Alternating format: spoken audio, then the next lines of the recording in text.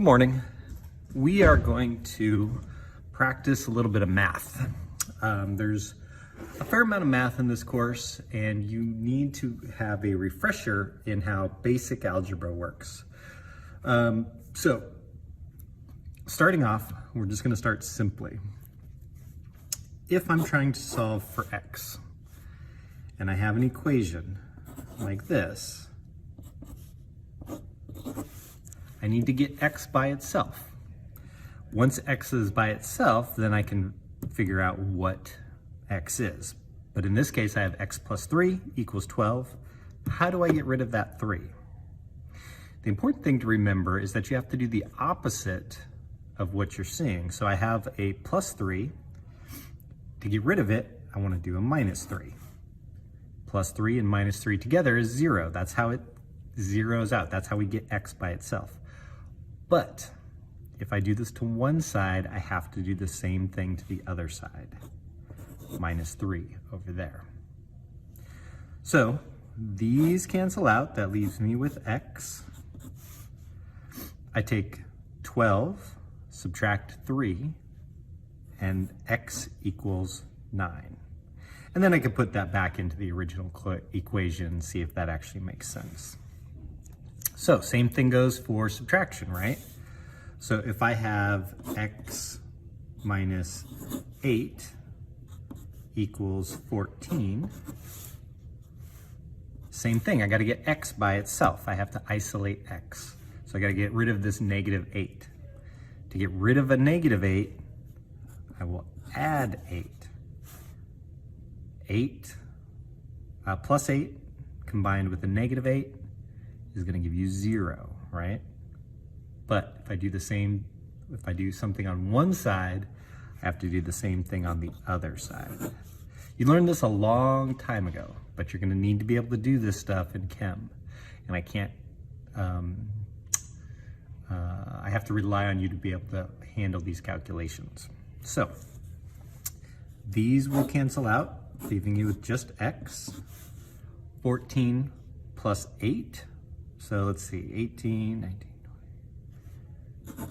22. X equals 22. You can put that back into the formula, see if that's right. Now, let's get a little bit more difficult.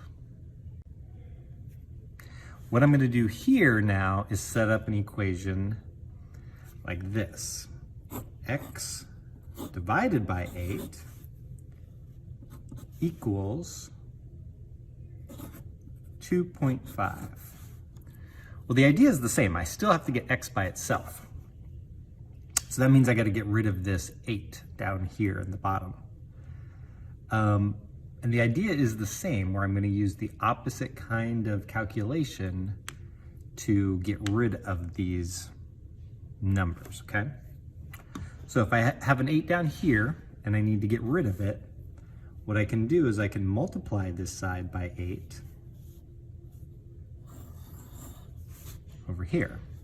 But if I multiply by 8 on one side, I have to multiply by 8 on the other side too. So I'm doing the same thing, multiplying by 8, multiplying by 8. 8 divided by 8 should be very obvious, but any number divided by itself is going to equal 1, right? So those cancel out, and that's going to leave me with x. And then I take 2.5, multiply that by 8, and that will give me 20. Okay? And you can put that back in and double check to see if that works. Now, so that was if the x was on top. Now what if the x is on the bottom? For instance, 21 divided by x equals 6. You should start to see the pattern here of what we need to do. We got to get x by itself. One of the problems though is x is at the bottom. So this makes it a little bit tougher. There's a couple of things that we can do. What I'm going to do here, though, is I'm going to try and get x onto the other side. So it's not in the, what is that, the denominator? You'll have to double check me on that. I don't want the x below this here because I don't want a fraction. So what I'm going to do here is I'm going to get x to the other side. So I can multiply both sides by x, right? This times x and this one times x. X and x, no matter what x is, these will cancel out because that'll end up being 1. So I'll have 21 equals 6x. And we've done the rest of this before. I have to get rid of that 6.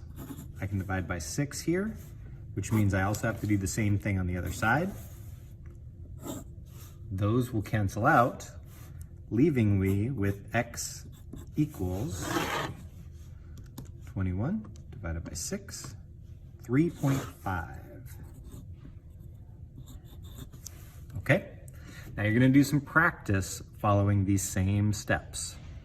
Really the big thing is to remember opposite types of calculations and isolating x.